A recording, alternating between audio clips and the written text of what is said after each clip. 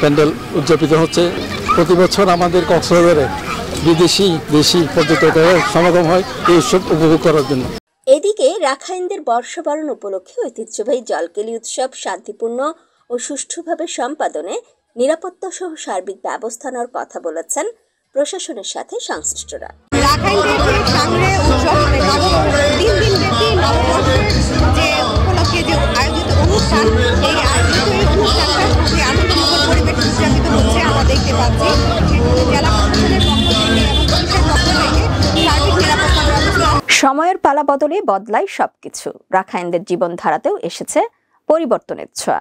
পরিবর্তনের শত ছোঁয়া আপন করে রাখাইনরা আপন ঐতিহ্য ছড়াতে চায় জীবনের দারুণ মূর্ছনা। তাই তো বাঙালির ঐতিহ্যের সাথে মিশে যাওয়া এই জলকেলি উৎসব কক্সবাজারের অনন্য সম্প্রীতির দৃষ্টান্ত।